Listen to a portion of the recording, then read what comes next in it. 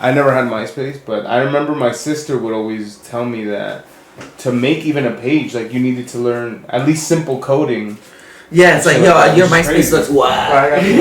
Yeah, one of my friends too, like. Anything spills. Oh, this is just for the spills? Yeah, in case anything spills. Yeah, one of my friends, like close female friends from, cause I think I made my MySpace in like 6th grade or something like that. Mm-hmm. So they were like, it's like, oh, John made a MySpace, just adding all the friends, like, and who's in the top 8 and all that bullshit. But one of the main things that like I would do is just pick the default settings that they had there. It's just like, I would just pick whatever MySpace theme looked cool, and just pick that, like the ones that they provide on the website. And one of my female friends was like, your MySpace is so whack. I need to teach you how to pimp it out. Like it's dry. Yeah. The most simple. What you need, like you needed like a custom background and shit. Like, but the background I just picked like a typical. It was like some typical like gothic stuff, and this was during the time I was getting into like rock and stuff like that. And I was like embodying that. I was like, yeah, I'm the rocker kid. What made MySpace MySpace? Was it just the same thing as like Facebook? During that time, yeah, it was like the thing. I think it was like the first thing like that, or at least from my experience. You know? I don't know if you ever used it, but AIM was also like. Oh yeah, AIM. Yeah. I forgot about that. Oh yeah, AIM. Like when somebody puts something on their status, it's like, are you good, yo? like, are you okay? I feel like that was universal for like everything, bro. Like someone did something on like every platform. I know, like on Kick, it was when you like changed your profile picture to black. Put dot. That's true. Like, or like when somebody was like not away on AIM, but what was it like? It was like. Idle, you're like, oh shit, bro, what happened to you? Yo, you good, man? you haven't answered my messages, yo. I see you're idle. I used to hear when people bring up my statuses to me. I'd be like, I got it like that for a reason. Yeah, I would especially get annoyed by it when it would be like a lyric from a song. Like, I get like 10 messages. Like, I once put on my AIM status or whatever, the lyric from that System of a Down song is I cry when angels deserve style. Oh, right? And like 5 people were like, "Yo, you good, homie?" Like and and then like 3 of them were like, "Yo, you don't say that, man." Like like cops at your door, like we're just doing a wellness. You're gonna go to hell if you say that or something like that, you know. And we were like young, so we were like still like 12, 13, 14. Like I wouldn't want to say impressionable. Like some of those friends of mine are still practicing the religion that they grew up with during that time, but during that time, it's like we would just talk about it amongst each other in a very like fearing way, where it's like, oh, like you should believe in God, you know. It's like, oh, you're gonna go to hell for saying that, you know, and stuff like that. There would be friends of mine that like would be shunned because they like express their atheism very firmly, you know. And it's like, what's wrong with that, you know? Like, there's nothing wrong with somebody believing in nothing. There's nothing wrong with just people believing in whatever. Like, I've recently come across a bunch of people that have, like, are into that astrology stuff, you know. And I'm not saying it's not true, you know. But I've never had a connection to that. But I think all these belief systems, at the end of the day, if they show you or give you like a moral base, you know, to say what's good, what's bad, what's this, what's that, then I don't find a problem with that. Well, one of you guys' episode was really great. I think it was the last one where you guys are talking about your history with being a Mormon and whatnot. Oh yeah, it was like 3 episodes ago. Yeah, that one was really good. I mean, like I think that like people should be able to talk about things more openly. Yeah, for sure. You know, especially from like a format of like, you know, either being a part of that religion or not. Having friends that are part of other religions or just have no religion at all. Yeah. You know. I think that's why it was that good that day, because we had like 6 different perspectives. Yeah. There was like 3 people off camera too. We had a bunch of people that day. It was hilarious. Wait, 3 people off camera? Like they were. Because I don't think they were actively talking, but like. But they were there. They were listening. Because I remember, they all came in, and we had already filmed an episode, but we had a Scythe after, and I think the video audio failed the first time. That reminds me. Somebody, one of my friends wants to tune into this. Like, do you guys go live with it, or you guys record? No, we record it. And then it goes up the following Monday. But I recently, and I don't think I said this on the channel yet, but I recently lost my job. But I'm kind of like, I want to ride unemployment for a little bit and see if what we can do with the podcast and YouTube and streaming.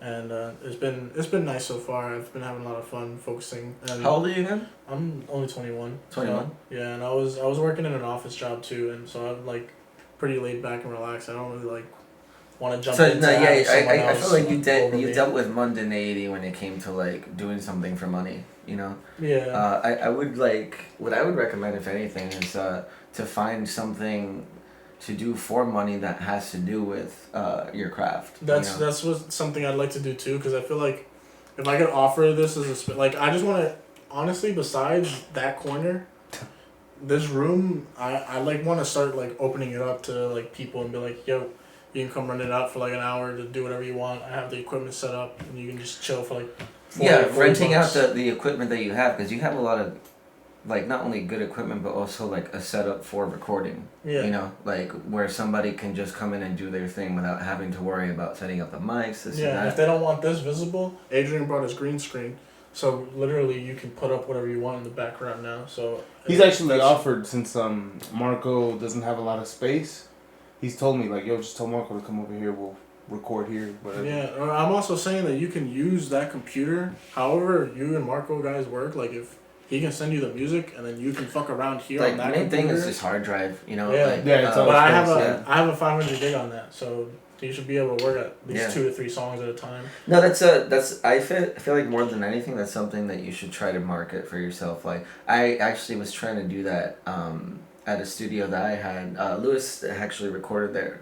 Like what, 2-3 times? 3 times. Yeah, it was. Yeah, it was nice. It was nice, bro. But I feel bad for what happened after. Oh yeah, there was a fire that happened on the adjacent, like the other side of the building, but that ended up closing off the whole building, and we ended up just losing our rooms, all of us. Thankfully, our equipment didn't get destroyed, so like we just hauled it out like over time. But that's good. Yeah, but like that space helped me practice. Like for example, like this space, I'm sure helps you practice your craft. Where it's like, all right, how do you make a podcast sound good? Could you explain that for 1 second? Yeah. You probably have to do like a bunch of like field testing, getting to know the room. You know, maybe like the first time around it was echoey, but now that I have everything kind of positioned in a way to where it doesn't echo as much. So you got into audio, didn't you? Yeah, like I mean, there's a lot of certain things that you have to get into because it's just like for sake of, I guess, quality purposes, and I don't like saying that sometimes because sometimes it sounds pretentious, but that's just. No, I mean, it's like you could have a great podcast as far as like the content in which, or whatever people are talking about. Yeah, right? and then it's fuck all if you're uploading it at like 360p. Like exactly. And some people will be like, "Oh no, it's okay. It's about the art or whatever." But it's like, nah, it's really not. Like I don't want that specific thing. I don't want to be heard. watching something in blurry. Yeah, exactly. You know, like. But that's why, like stuff like that. Every time I start one, I make sure that it's angled properly. I make sure that it's not kind of like tilted. I didn't like this at first, the way that the camera was set up, but now I like it. Now that I have that set up at an angle, I have this shit here on the poster, so now it's not just like a big white space. Because before, that shelf used to be like against that wall and stuff. So now there's a little more in the foreground and the background. I like this. Right yeah, here. I don't know if you saw my my dog's going crazy. I think Revere's here. But that I'm trying to incorporate a theme like every episode. This one is Payday, so I don't know if you ever played Payday. No, I don't play games much. But Payday is just like a heist game, so I put my. Wait, so this is the Captain America from the alternative universe from the. I watch movies at least, and I'm not the Marvel fucking shit. But I don't play games, but that's cool. Did you watch the Multiverse of Madness? What If? Oh no, Multiverse. I haven't watched What If. So people are like, you can't understand Multiverse of Madness unless you watch What If. It's like, what is Multiverse of Madness gonna tell me? Like, I've tripped on acid before. I know that. Like, I know that there are a million possibilities to everything. You know, and Doctor Strange in Infinity War, he saw all of them. So to me, What If is probably relaying all the scenarios. You know, so Multiverse of Madness, just embrace that. You know. But also embrace it in a fun way where it's like, all right, let's introduce these characters and like make them canon during the new Marvel Like the what is it being called, the new phase. The new phase, yeah. Have you watched this, What If for Marvel? Yeah, that's what we were talking about. The first season, right? Hey, John, nice to meet you, by the way. We're here. Nice to meet you, dude. Nice to meet you too. Welcome back. But we're talking about not Disney. I don't know why I said Disney, but the Marvel. It is owned by Disney though. Everything is Disney now. But but it's Marvel first. But he was saying that people are telling him that you have to watch the Marvel's What If to get Multiverse of Madness, and I didn't watch it. What I watched is fucking what I think that was essential to understand the introduction of the multiverse was Loki. Yeah, good there. Yeah. I think you're good there. You're solid. Yeah, exactly. No one else really touches on it, right? I mean, other than Spider-Man, but even Spider-Man didn't get into the whole idea of the multiverse. What the end I feel did, like Doctor Strange. Yeah, when it was like we fucked shit up. But also it's connecting with Loki. Loki fucked shit up too. Yeah. So basically, what they finally explained was at the end of Loki. You know how. What's his name? Kang. He says like, "Oh, we've broken through the glass or whatever, broken through the barrier." So once they killed him, they destroyed the one sacred timeline and they branched it out. That's when supposedly Multiverse of Madness happens and when Spider-Man happens. That's why those two movies happen like how they happen. Yeah, I feel like Loki is like the root of like that because you're essentially meeting the master of like time and everything in that movie. Yeah. And he's gonna come through in another thing. Yeah. So actually, D23. Sorry to cut you off. D23. Their expo that they're doing, they're gonna announce everything like the new actors for Fantastic Four. They're gonna announce. Yeah, because they were. I saw on Twitter they had hired like 7-9 people. I saw the names, but they didn't say what roles they were taking yet. Oh, that's gonna be nice. John Krasinski. I just hope John Krasinski was he. Yeah, it was on that list. That's good. I didn't find it because he was telling me that they supposedly announced what's his name? The Human Torch. The Human Torch and Mr. Fantastic. And I don't know. That's gonna be fun, like, cause, I felt like the second phase or the phase before this with like where it started with Iron Man, they worked those actors to the bone, Like people were like, "Oh, Robert Downey Jr. is he gonna come back? Please!" It's like, bro, like you gotta understand, like let him he did it for 10 years and he kicked ass at it. Especially the way that he ended his life essentially, like for the universe. I am Iron Man. That's come on, dude. Like, apparently there's a deleted scene where they were gonna do that and he was dying, and you know how Pepper and all of them had him in like in their arms. There was gonna be a scene where they all kneeled right after that bout with Thanos and kneeled for Tony, but they took it out. I think they should have left it in. Like kneeled at like. What he did for them. I think that that's a good scene. Yeah, it should have been left in, but I feel like the fans kneeled anyway. Yeah. They were like, nah, they're gonna understand, because this is like they're looking at the even if you see that death scene back too. I'm just like always like, damn, this is deep. And Pepper's like, you could rest now. Like that hurt, like that just the tears were coming down already, and when she said that, it was just like that. But it's the perfect line. It's like, okay, we don't need to have the whole need anything. It's already epic by itself. Let's close it like that. Like sometimes you need to like with music, for example, you're a musician. Sometimes you don't need to like be extra with it. Sometimes you could cut a certain part's length down to make it more effective. Yeah, like it's fire. Yeah, but just say it once. But they always say that there's this thing that. Do you know Bobby Lee, the comedian? That's me. He's like an Asian comedian that he has a bunch of podcasts and stuff like that. I think so, yeah. He's a part of that LA scene, and he was saying he believes that less is more. Like you don't have to do so much to show off your craft, and essentially that is what they do. I feel like right now they're doing the reverse though. They're oversaturating us with a lot of shit. What do you mean?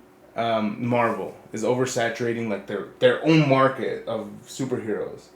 And ruining it a little bit. I feel like it's this. What they're going into is a hard thing to manage, because they're going into the multiverse now. Yeah. They're probably just like trying. That's a very hard thing to ground. Is what I'm trying to say first and foremost. It's a very hard thing to ground you know, to have like, because first of all, to explain these things to like people that are coming in and like as new fans, like trying to sell this to the kids that are growing up, right? Like I don't know how old you were when Iron Man came out, but I was a certain age. I was 8. Like I was like, I think like 13 or something like that, you know. But yeah, fucking, all that stuff is very very hard to market right now because somebody had to watch a certain thing to understand a certain thing. That's what it is now, because now they have to design it to be good for the people that want it, people true to the comics, and then people that are also coming into a new blind. Yeah. It is and hard. A lot of people, as always, I don't mean to say something, are going to get pissed off. Yeah. That's why the studios are probably like, yo, I'm happy that you're nitpicking about this and not these 10 other things. So I guess they probably get away with certain you can choose pick your battle. Pick your battles. I think, I don't know, right now it's really hit or miss. Like, the first couple shows they had were great, in my opinion. WandaVision I liked. Falcon, Loki. Like, for me, those were the 3 best projects. And Shang-Chi. Hawkeye. I mean, I haven't watched, the only one I've watched is Loki. But Hawkeye, well, actually I watched Falcon too. But Hawkeye I heard was really good because it reintroduced Kingpin. And it helped create another tunnel for the reintroduction of my favorite Marvel character besides Doctor Strange, Daredevil. You know, to me he's like the Batman of Watch She-Hulk. No, don't watch She-Hulk.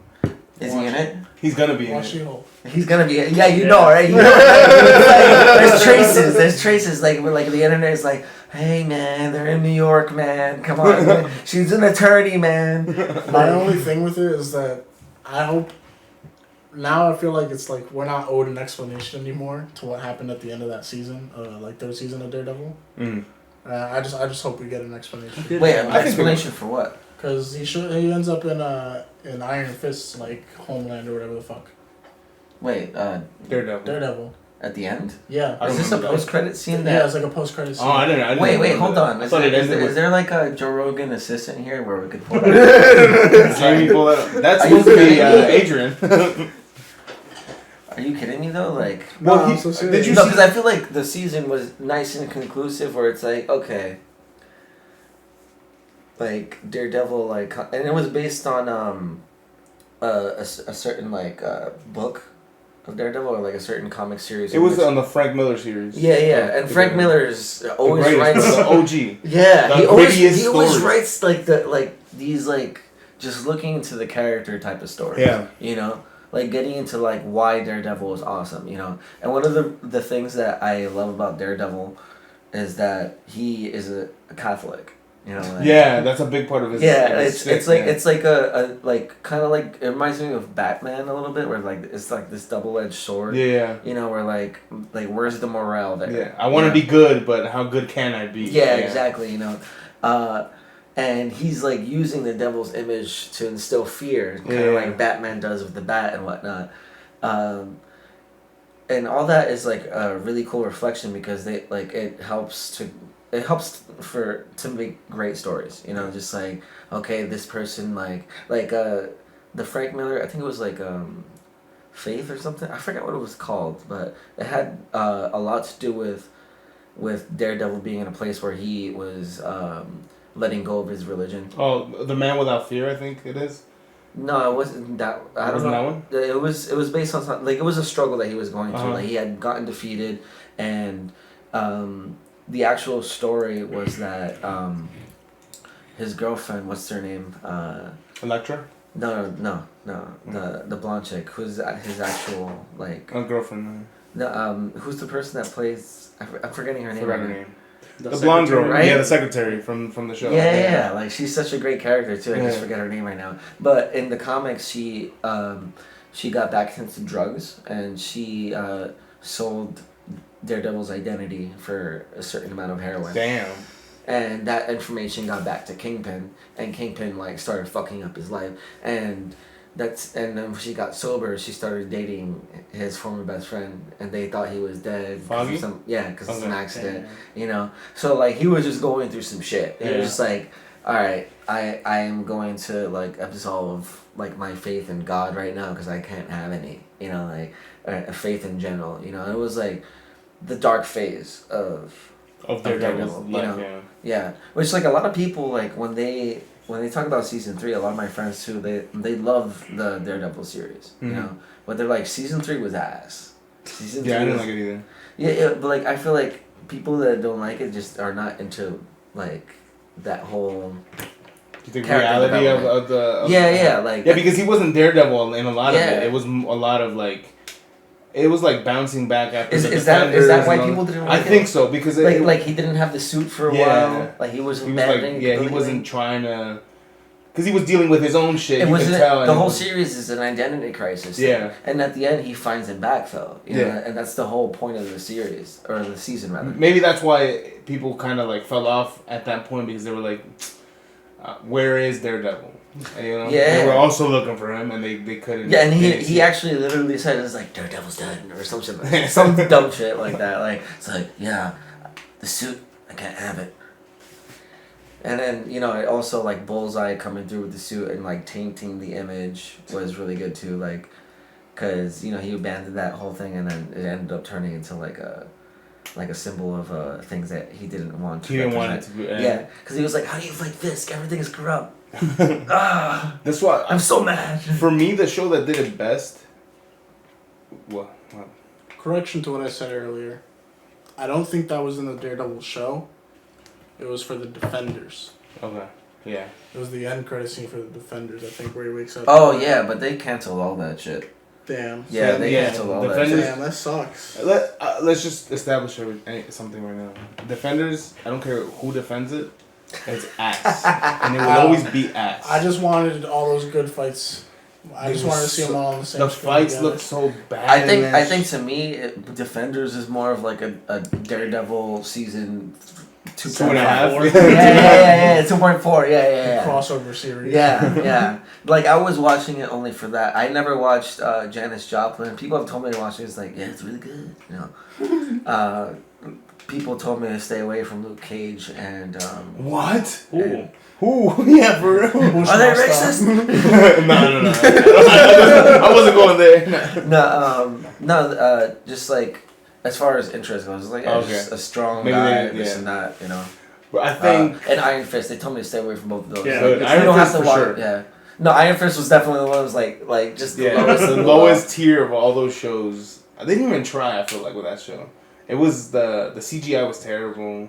The fight scenes for a martial artist were awful. Like you couldn't see him. You didn't see him as a real fighter in that movie. I think all of it was just basically just to connect these things, Yeah. Like, essentially, It's like, we gotta go to New York. At the end of... that's what I heard, that the end of season whatever for Iron Fist was like, alright, we have to go to New York to find this person, and they all end up having the same enemy. Well, I really loved Iron Fist, but it has a shitty fucking ending. It's just so dog shit. Like, it just gets you mad. I heard that they basically don't respect the character's story that much. Yeah. Like, his actual powers type of thing, too. At the end, they end up, like, going to, like, Japan or, like, just some other country somewhere in Asia, I think, and then they're, like, talking shit to someone in a bar. Like, the brother, I think his name is Warren. Mm-hmm. And he's just talking to some guy, like, oh, I want this, whatever. And then they basically get scammed. He's like, you're going to talk to my guy. And then he's like, well, you can talk to my guy. And then they point to Iron Fist. And then he has, like, he used his power in, like, 2 revolvers. And he's shooting like this. He's aiming like this. And the bullets come out. And they go and they shoot the bullet that the other guy shot at him. I'm like, what the fuck is this? Like, is this supposed to excite me for the next season? Because I think that like Netflix or whoever is funding that or the directors were aware of this. Like, all right, people are not gonna watch this, so it's all good. Let's do what we want. They're gonna watch the Defenders. That's where. That's what the big. That's what matters. Yeah. But I think the show that did it best, in my opinion, I know people love Daredevil, and I don't shit on people for loving Daredevil, but Luke Cage, I feel like did it the best. Yeah. The character development, bro. The scenery, the style that it had its own. And it's based in Harlem, right? Yeah. Yeah, which Harlem is beautiful. It is. Would you put Punisher under Luke Cage? I never watched Punisher. Oh, Punisher was awesome. I feel like he loves Punisher. I think you might put Punisher over Thank you. Or it might be a really strong contender. Well, he loves. My dad loves it too. I've never watched it just because I like. Just to get you mad. I like Punisher a lot in season 2 of Daredevil. Like, they did his origin correctly, bro. Like, he was just a broken man. It just was perfect. And they expand on that in his series. Exactly. Yeah, that's what he was telling me. Yeah, like, if you like that about him, you're gonna love the Punisher series. And you might not like season 2 that much. I like both seasons equally, but some people are debating about season 2. It's like, alright, what was that for? You know? I love it. No, It was awesome. all of it was awesome in my opinion. But I hope they follow it up. I hope that they bring it I back. think season 2 was a little wokish because they were trying to uncover like PTSD a lot. So which is that might have been why like other people were like it's deterred because they were uncomfortable. But Frank, yeah, that's the character's name, is a soldier. You know, so like, I mean, it's part of the theme. Yeah, Marvel, the cinematic universe of Marvel has always like one of their specialties is that they've like put these heroes or these like anti-heroes or villains into real life scenarios. Yeah. Right? So what makes it go harder? You know, like if there was an attorney that was blind but can sense things, how would he experience his life? You know? That's why Daredevil kicked ass, you know. Batman, Dark Knight, that series. Yeah, exactly. Was the best, yeah, because that was this guy Nolan's intention. Like to make it like grounded, what if Batman was like alive in a real scenario. None of that like, oh, let's freeze the inside of Gotham. That one was terrible. I don't know which Batman and Robin. Yeah. No, Batman and Robin. Poison Ivy too. It's gonna be a cold summer tonight. I used to remember seeing that movie as a kid and thinking that Robin was like so down bad because he gets kissed once and like I guess manipulated. Yeah. The sticker. Then he does it again with the tape on. I'm like, yo. I'm not gonna lie, that scene bad. That scene has shown me it's like, alright, that teaches you sometimes you can't trust a girl. That's what he got out of it. I'm glad you got your lesson. No, it's like but it's good. It's because he did that whole lips like thing after he got poisoned before. Yeah. So it's a joker this time. Yeah. So it's basically like, you fool me once, you fool me twice. Yeah. Like he didn't get fooled twice. Yeah. So just don't get fooled twice. I love that movie because it's so entertaining, like to watch. It is entertaining, yeah, but it is shitty. It's one of the shittiest. Like when you watch it in hindsight, that's what makes some movies fun. It's like when you're a kid, you're like, this is amazing. Poison Ivy is kicking ass. And Bane doesn't talk. Yeah. Like he's just a monster. And he's crazy. Perfect, and every time you plug out his stuff, he just like, what is that? Yeah. You know, like it's like some toxins or something that are going in him, and it's just like there's a lot of like I feel like the tint of that movie too is like really nice. You know, like all those the color scheme and all that. Yeah, even though that movie was like a fluke or whatever, like that was a part of a series, no? Like a 3-part movie. Where like they had the Val Kilmer one, the George Clooney one, and then they were gonna do a third, because it was just 2, right? No, because there was but it's also there was one with the consistent actor though, right? Michael Keaton. Yeah. There was 2 of those. Yeah. Then it was then it was Val Kilmer. Then it was George Clooney. So wasn't Michael Keaton 3 though, or was it just 2? No, he's coming out in one now with the Flash. Yeah, that was gonna be awesome. That was gonna be awesome. Yeah, like I pray that DC like. Fixes their universe. You know, I don't know. They're canceling Doom Patrol. Why? I don't know. Warner Bros. is running out of money.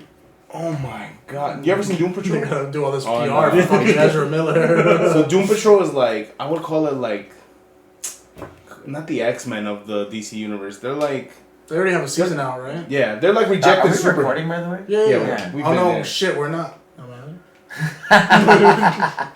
Doom Patrol. They're like. I was gonna cry. Legit, I was gonna get so mad. I was like, I feel like you froze for a second. I did. It's like rejected superheroes made from a guy who was looking for a way to be immortal himself to take care of his immortal daughter. Because his daughter is a descendant of some god lady. It's crazy. But the best part of the show is the character development. So you're talking about Thor: Love and Thunder right now, essentially. What? No, I'm kidding. No, but I get what you're saying. I get the connection. Yeah. No, I was just trying to like do that whole like so Marvel shits on DC. I feel like there's so many strong stories in DC that don't get played out in film. Yeah, they need to though. They need to like Arkham. What was the book that you told me to read that you had, the Arkham Asylum? Oh yeah, it was the comic that inspired Arkham Asylum, the game, and my God, it's so good. Like yeah, because you have all the what is it called, the category of villains that Batman has. Yeah, like the whole Rogues Gallery is in Arkham Rogues Gallery. That's what it's and called. And he gets fucking like he's trapped in there, and they're basically all against him. They're trying to kill him. Yeah, and that's the ultimate thing because it's like, all right, like how can you deal with Batman? I'm sorry, like Batman is dealing with Joker.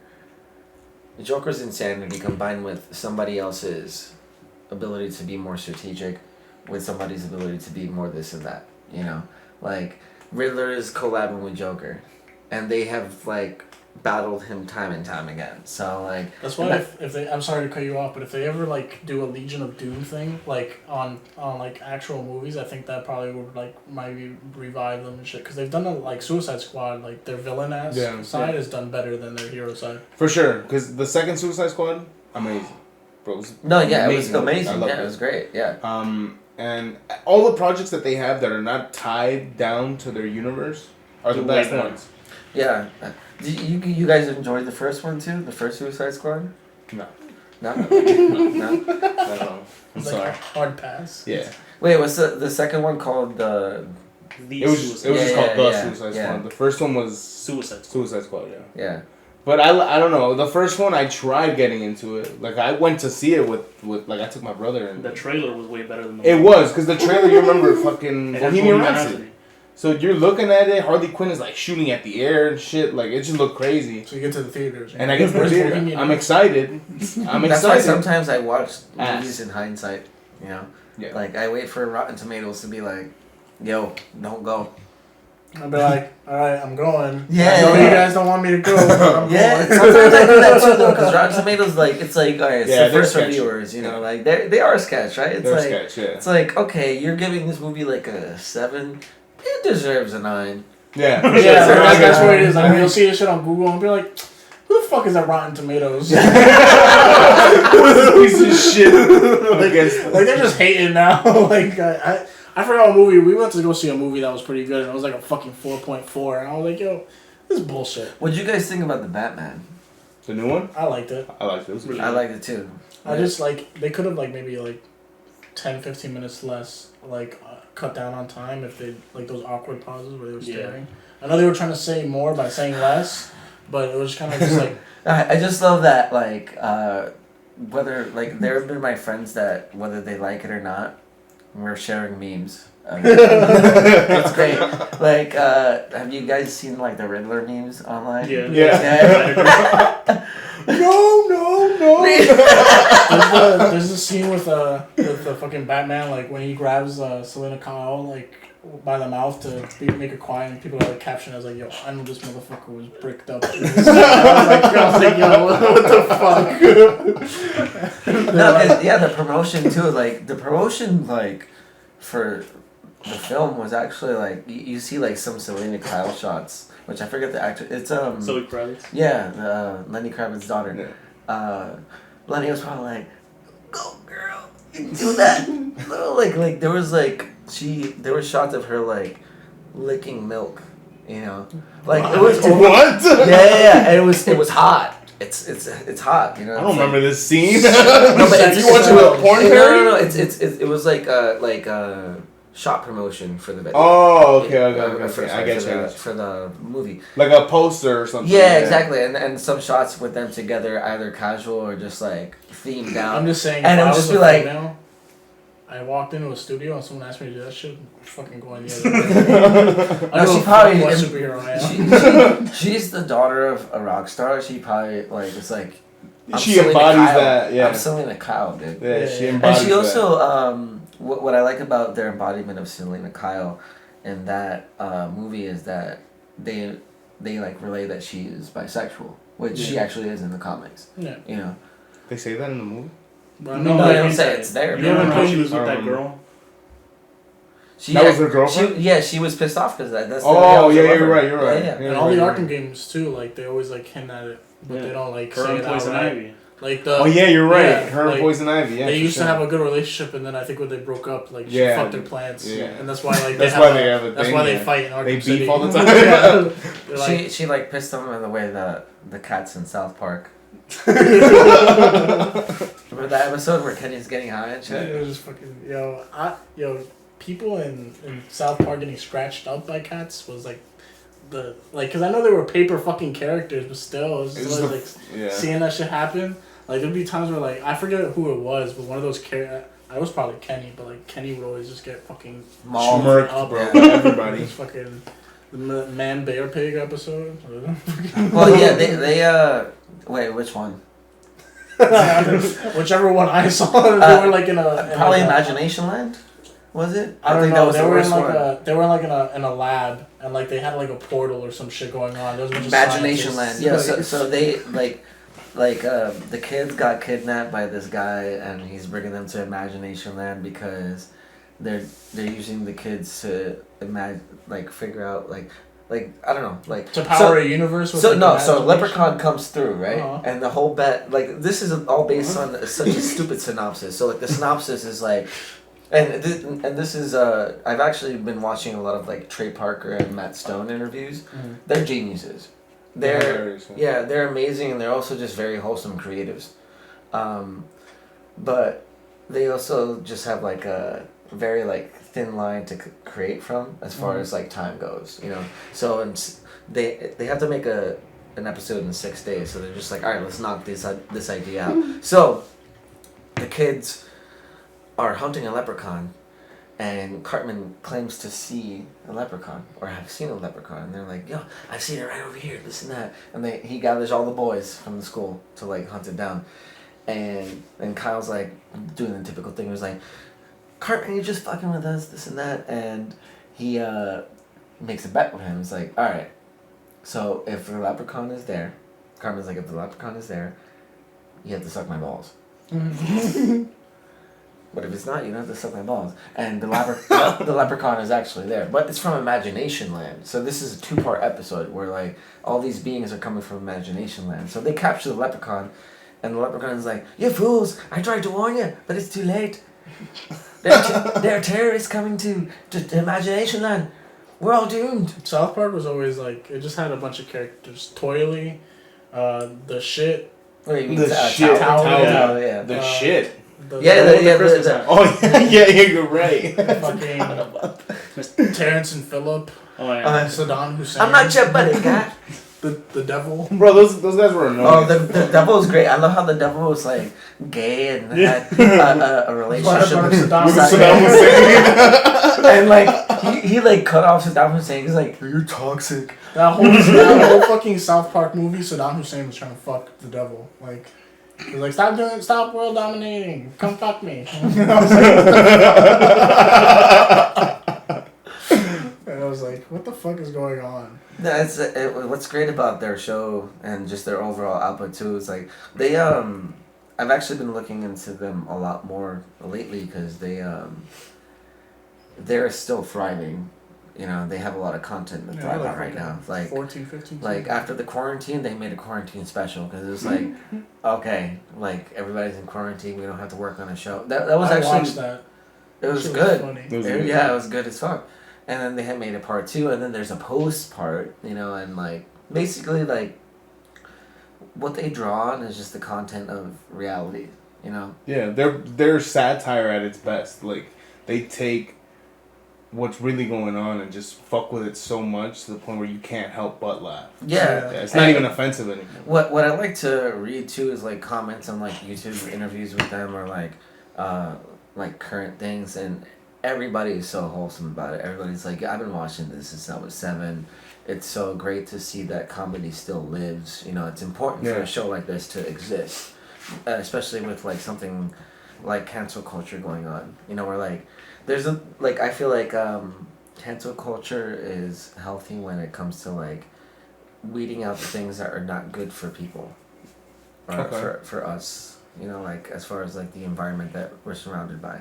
But but as a people, how do you decipher what's bad or not for certain people? So discernment, like for example, like racism obviously can be canceled. You know, yeah, like for sure. it should be like if somebody exhibits any form of bigotry, like weed them out. You know? But how do we do it? Because like there was a comedian named. Well, there needs to be like just to answer your question more thoroughly, there needs to be deeper discernment. If somebody says something in a context in which they are not actually meaning a certain term in an offensive manner or something like that, yeah. then they're not racist or something like that. Yeah. You know, there's like a depth to it sometimes. But that's where I hope the audience could see that, because sometimes they don't. There's a comedian named Shane Gillis who's a big in New York, and he was on a podcast with I forget who, and this was like 4 years ago. He was gonna join the cast of SNL at the time, and he was amazing. He was funny, whatever. And on the podcast, he said chink. I said it now. I hope, again, in context, like you said, it doesn't mean anything like that. He said it because I forgot what they were talking about. It was just a conversation I happened to say it. He got canceled. He got dropped from SNL. He lost a bunch. There's a lot of Asian casts on SNL too. Yeah, you know, and that's a derogatory term for Asians. Yeah, I've actually gotten like when I first posted a video on YouTube, it was like a rant about something, and I was like 12. I was ranting, and all these people were just like, "You're such a chink," you know. Yeah, and I was like, okay. Why? What does that mean? I wasn't offended because of that, but I was you like, know what it means, and it's like, oh, like a derogatory term for Asians, and I was like, you know, like, but like, there's where do they see that, you know? And like, I've gotten that sometimes because there's like a little slant right here in my eyelid that is like just going down like this. It's like I've gotten like people have been like, yo, you have the slant like Orochimaru from Naruto. Okay. You know? Yeah, and I'm like what? Like I don't see it. To me I look Hispanic. But I think what I'm just getting at is like they don't know how to differentiate. You know what I'm saying? They don't know how to pick the right. Well, I think the way to pick it is like, in what context was it said? Was this person being like, I hate chinks? No. Because I think the guidelines for YouTube is you can kind of like talk about these derogatory terms as long as no one takes offense. Yeah, exactly. So, I mean, so in what context was he saying it in? And that's so important to discern before somebody goes, you're using the C word, you're using the whatever word, you know? Like, imagine people that think that way right now listening to Richard Pryor. Yeah, exactly. Like that's what I'm thinking. Like he's dropping N-bombs every 5 seconds. You know? Like nothing. Yeah. Like nothing. Like it was his, bro. Yeah. He owned that word. Like it was his. And yeah, it's like jealous. But it's all in good fun, you know, and that's where I feel like cancel culture could be like a little bad sometimes, because like, you know, there's like there's things like the controversy that happened with Johnny Depp. Yeah. You know, where like people right now are willing to jump the gun instead of like looking at the facts. Yeah, and and it also goes to show, like, for me, I feel like a lot of people have taken cancel culture and use it as a form of identity to like slam down people they don't like. You know? And I think that's what he was getting at with like how do you discern, because then they kind of get blinded by people's personal agendas and who they don't like. That's the problem. I think in general the thing about identity or the thing about labels is I personally don't label myself as anything. I don't think I'm a this, or I don't put myself with an ism or an is. You know what I mean? I'm just not like that. So I feel like everybody's got to be the individual. You got to decide for yourself. Don't follow the crowd just because they're like, oh, cancel that guy. No, it's not. I think beliefs are fleeting in general. Yeah. Like individuality is gone. Yeah. Like you can't be yourself. I feel like every week I'm a different person. You know. It's like, yeah, and that's fine. Like people change is natural. Like people don't like that. People want to see you on one boat and flow with that boat for your whole life. It's not how it works. Bro. Yeah. You're changing constantly. It's just natural. Yeah, like some people like that. Like some musicians that I've looked up, if they've got into Scientology because it was something that like, you know, registered with them. Okay. Like that's the way I would put it, because I don't like feel like. Yeah, no, I don't. That like it's, to me it's just like, all right, that's aloof. That's like, and I've read into like Scientology in the sense where like like who created it. This guy sounds like a retard. He's a narcissist. He's an extreme narcissist that has a lot of like bad controlling issues. Well, he's dead now, but like. Thank God. Oh, what was his name? Ronald Hubbard. Ronald Hubbard. Ronald Hubbard. L. Ron Hubbard. L. Ron Hubbard. Whatever. I don't give a fuck to like remember his name. No, because he did. He just like he just the ideologies. He sounds like the type of person that you went to school with that is like was always really annoying and had a lot of issues. You know, like anger issues. Was always like you couldn't talk to the person because they were always trying to have control of everything. I am God. Yeah, exactly. No, like this guy had a bunch of like I said, narcissistic accomplices that he just created a science fiction story that people like are like Dianetics, negative energy. We need to delete it. It's to me it's like. You could just believe anything at that point. And South Park made an episode about it. It's like, you could just believe anything at that point if you're going to believe this. Yeah. Like, somebody could just say something about, like, oh, we came from this, and then blah, blah, blah. It's like, bro. Like, and that's where discernment needs to, like, come into play a lot, you know? Because it's like...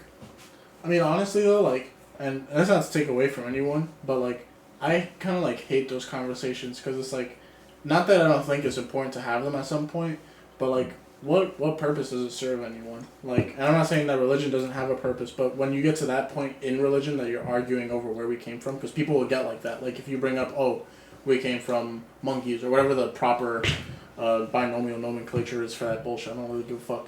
But people will be like, if you say that and someone's like super religious, be like, we didn't come from fucking monkeys, we came from Adam and Eve. Yeah. But then someone who also is atheist will be like, oh, so you believe that we're all cousins? Like... It just gives me the satisfaction knowing that I'm right. For me, when you argue something, you argue to get to an end goal to do something. And besides proving your point on something that's so opinionated, I don't really find a point. Yeah, because it's like regardless of where we came from, how about we just deal with the present? Yeah, like there's other shit we gotta deal with rather than argue over. That's what I feel about also canceling things in the past, like. The statues that we have up of different people. Oh yeah, like I find that idiotic. Me too. Like when people have like, I forget in which state it was, but like they, like were debating to throw down. I don't know if they were successful or not. I don't remember. What was that? Yeah, I remember. It was a statue of like one of the fucking greatest presidents we ever had, Teddy Roosevelt. Yeah. With two people behind him, and all of them are on horse, and they were like, oh, the three people behind him are. Racist, black whatever, or black or something. No, slaves like, or whatever. Yeah. It's like, first of all, they're all in bronze ass pigment, like or whatever that color. Regardless, it's like you can't really tell those details. And I think those were made like that specifically to not discern race. Me personally. I saw pictures of them too. I'm like, people are really stupid right now. Let's say that they're just saying that just to like they're trying to like they're thinking that cancel culture is revolutionary. Oh, let's take down the American government, you know, and that's where like things just get really twisted. And that's why, like for me, like my side of the coin for shit like that is that it's just wasted money at the end of the day. Yeah. Like you spent money to put it all up, however much back ago, and all these prices have raised, and now you're just gonna demolish it, and then on top of that, replace it with something to represent what you think it should represent. Yeah. More state money. For problems that no one gives a shit about. Because you were mad after your dissertation on fucking some whatever bullshit, and you came out and saw that statue and was like, you know what? This is another reason. Yeah, no. This is why America's going down the rail. The Beatles actually, like, during, like, the 60s, because I feel like some of these things are kind of, like, parallel to times in which people are becoming a lot more aware or whatever of what's going on around them. They're angry, you know, and all that, but like they're not responding properly. No, not at all. And the Beatles like acknowledge their little. I wouldn't want to say they did it deliberately, but they acknowledge their role in like inspiring people to like think for themselves and be free and whatnot. And being a part of that whole like 60s scene of like, all right, there's gonna be change. Like, let's approach things with love, and let's try to like bring change to our world so we can have a unified world and whatnot. And then people started to like, at protests, started to fight back, and you shouldn't blame them. You know, that's why like people started to try to test peacefully, but then there was like the Ohio shooting that Crosby, Stills, and Nash wrote about. I forget what the song title is, but people were protesting peacefully about the war of Vietnam, and there were a bunch of soldiers that came through and like they shot a bunch of kids, you know, and it's just like when people hear that they get angry, and when people get angry they start to do shit where it's like, okay, if peaceful protesting doesn't work, we have to do this. I feel like this generation jumped the gun a lot. Yeah, you know, with a lot of shit. Yeah, this generation jumped the gun a lot to the point very where, volatile, where they were like, it was very volatile. Like, it's disgusting to like when I heard about the Theodore Roosevelt stuff, one of my favorite lessons in high school was to learn about that president, because he actually established national parks in this country. He knew how essential they were. Central Park is there because of him.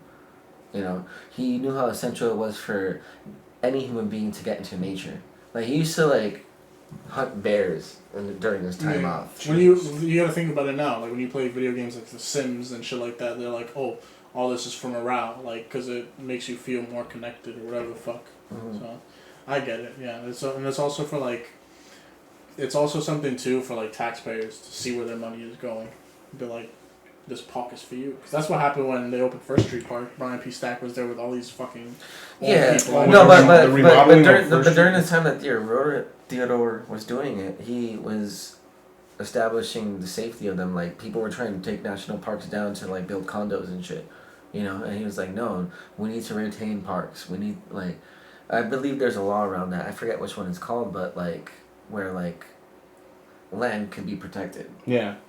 Where it's able to be used for the sake of the immersion into nature. Yeah. Which, like I said, Theodore used to hunt bears. Like, in his free time, he used to go out on a horse and go hunting with his boys. It's like, it's time to go food, guys. And like, to me, there is no, like, in history so far, like, nobody that has been a president has had as much strength and vigor like that, you know. And I think that's the type of history that should be retained when it comes to knowing why America is great, you know. And when you try to destroy something like that, it's not cool, you know. Yeah. Destroy the things that shouldn't be remembered. Yeah, like this, like even like, then, even that. Well, like hold on, yeah, you're right. Because it's just to preserve the memory. It's not. We're not saying that. Even Teddy Roosevelt wasn't maybe not the greatest person. You know, George Washington definitely was not the greatest person. Yeah. But I'm not going to go and knock down Mount Rushmore. Yeah. You know what I'm saying? Yeah. Like, all those men up there, they're not great people. But it just reminds you that it's important to remember where we came from. Yeah. I think what I mean by destroy, if anything, is like, because a lot of people are trying to channel that energy of destroying things or whatever, right? Destroy, like, the fabric in which somebody is dealing with bigotry all the time, and that's something that imposes on our people, something like that. Destroy that, you know, like, make sure it's called out. Make sure it's called out so that somebody can get a job. That's fine. The recognition, you know, recognize the fact. But I don't think, like, for example, there's just like a history of racism museum somewhere. Oh yeah.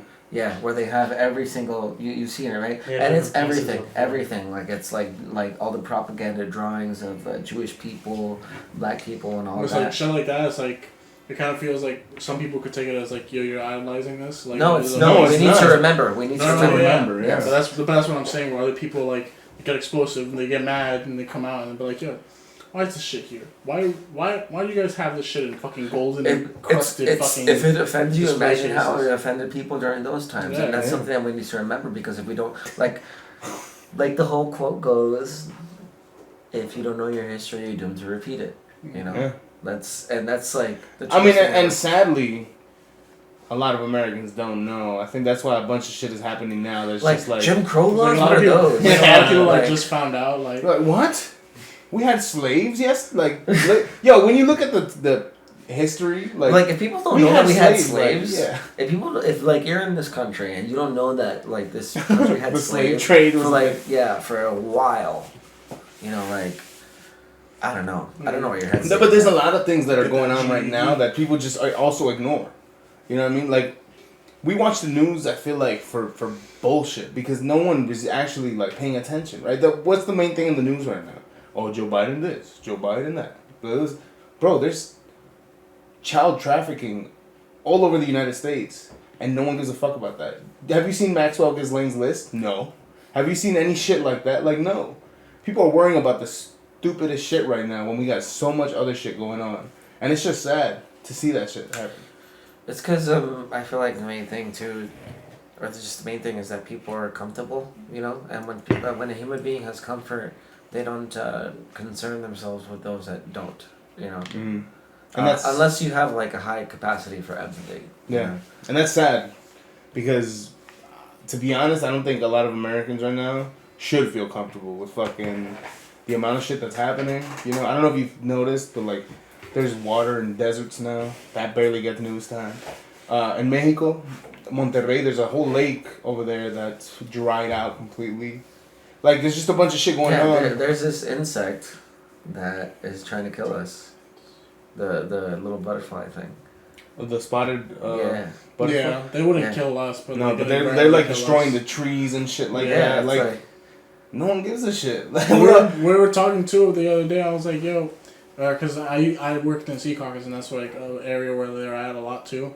And I was like, yo, I hope they find the motherfucker that like that dropped these, because like someone had to have brought them over here, like, and they're gonna get one of the biggest fucking bioterrorist charges ever. Like if it ever comes out that like someone brought them from. Has that happened before? You sound like you're speaking from like experience. Well, no, if you ever go out, no, not experience. Like awareness of someone coming, like taking something that belongs in a certain ecosystem and taking into. It's just like not that it's common knowledge, but like they make it very apparent to you when you go on flights.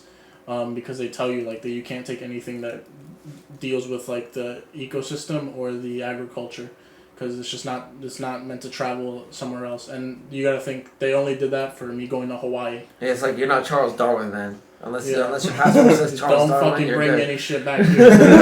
We don't need your shit, bro. We don't need discoveries right now. But that's like they made you sign like these documents and they listed like you couldn't bring certain things of food. Because, bro, cheese. You can't bring cheese from other countries without fucking signing a million. No, yeah. You brought a whole fly, bro. I'm a Salvadoran. Like my folks bring like sometimes like. Oh, the hard cheese, the pounds of it. Yeah, the bricks. Yeah, the bricks. Yeah, but the bricks of cheese, not like the wheels. Yeah. The wheels? No, the bricks. Like, oh, okay. Like actual. Like the cubes? Actual, they're like cubes of cheese. Yeah. They're just like, what you got in there? Those are the ones that they get in the deli. They don't actually chop it up, but like. Nah, those that cheese is hard as fuck, bro. I don't know how they bite into it. Like, you put it in the fridge, it gets a little dwindled down, but you have to like. You have to grate it over like 3 or quarters, you right? just bite into that shit. That's it. I don't know how I feel like biting into a block of cheese. No, they cut it. They cut it for sure. No, but he was just saying something. Do you bite it from the brick? Do you really? Bro. I have, yeah. Damn. I think every Salvadoran has, especially as a child. Like, you know, that's a big block of cheese. That shit is harder than real bricks. Not the big brick, but like a brick of a brick of a brick of a brick. Oh, like a piece. Like a brick like this. Damn, that's still a big ass piece. He's eating like, ¿tenemos queso? This guy's eating like a queso fresco. No, I've got like my folks have gotten mad at me because of that. It's like, eres un ratón. Eres un ratón. Why are you eating the cheese? Why are you eating the cheese like that? Like. It's good, you should have just like from a standing position going into like a crawling fetal position. ¿Por qué te quieres? Just like run away. But like with chanclas and all fours and shit. Like you should have never introduced it to me then. What do you expect? You know, like oh, it's the queso de Salvador. I like downed a bunch of it when they first don't like that cheese though. I don't even like. No, I mean I don't know what it is. Like not to offend at all. Like to fully offend, I really don't.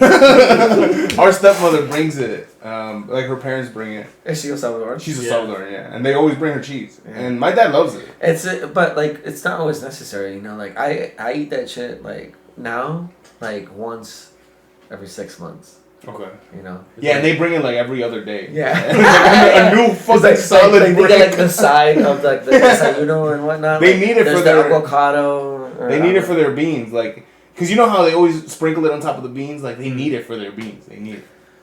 Oh right, yeah. They always do that. I don't need that. Yeah, I'm good. It's I can eat your beans without. Like sour cream, I understand. Like by all means, you know, but that's fine. Just so you guys know, we're on the last 10 minutes. So okay, is there so anything you guys want to get out? Yes, for sure. I've been meaning to ask you with the music stuff because we were talking about a lot of stuff, you know. But anything new that you're gonna be coming out with? Because I know you got the prawn surf thing going. What else are you planning for the future on that? The main thing I'm focusing on more than anything, because of the fact that I spent a lot of the last year doing a lot of event coordinating. Okay. Coordinating events in which I would have visual artists, graphic designers, or like artists that make things by hand or whatever, collabing with an open mic scenario or performance scenario at different venues, which to me was like a big part of immersing myself in the music culture. Yeah, and just like making a show happen, making a vibe happen. Like I always knew that I could do that, and that was good practice. But now I'm like at a point where I'm just focusing on finishing my stuff right now. Okay. And I'm taking things on in a way where I'm not relying on people unless I need to. Okay. You know, like I could easily make, like I was telling you with the iPhone thing before we started this podcast, or I don't know if it was recorded, but one of my friends has done a lot of his skits on his iPhone. And I asked him, well, hey, how'd you record that? And he did it all on his iPhone. And sometimes when you just have your own ideas and you want to manifest them right away, just use the tools that are available to you. So I've been approaching things in a very like minimalistic way, where it's like, I don't need a big studio to make a hit. Mm. You know, I don't need my effects to make a song. You know, I don't need this and that to do this and that. You know, like I've just been approaching creativity in a way where I'm using the tools available to just relay out my my vision, and I feel like I'm a lot more firm and self-aware with things now, and I'm taking advantage of that energy to finish projects I've been having on hold for a long time. Like I have a whole EP that I haven't finished. Okay. And all the songs are done instrumentally. I just haven't finished the lyrics and I haven't touched it because I was always trying to become aware of who I was, you know? And that took a little bit of time because I don't want to just do one thing, you know? Yeah. I want to be versatile in my art. So getting into that and also getting into how I want to record my music was big. You know, having my own studio before and recording things analog, like getting to know how to use a microphone, all sorts of microphones, condensers, all sorts of stuff, mixing, engineering. That was big into the process too, because that helped me become a better musician and understand how to relay the sound that I hear in my head. So I feel like now, after all that time, I'm ready to just finish my stuff. Okay. And that's the main thing I'm focusing on now. I'm not concerned with anything outside of that. I'm not concerned with running a label right now. I'm not concerned with doing events unless it's a form of practice. Like if I do events, I'm gonna perform and I'm just gonna test out songs. Yeah. I'm gonna test out songs. Yeah. And I'm gonna be like, okay, let's see how the crowd responds to these things. You know. But the main goal is just focus on myself. And then once I have the content done and start putting it out, then deal with the whole event coordination thing. Doing shows more, doing this and that. Pacing. Yeah, exactly. But the main thing that I'm doing is finishing my art, which I feel like is the most important thing, like no matter what. Finishing the art and then thinking of the second thing. Like David Bowie said, once you finish your music, that's only half the work.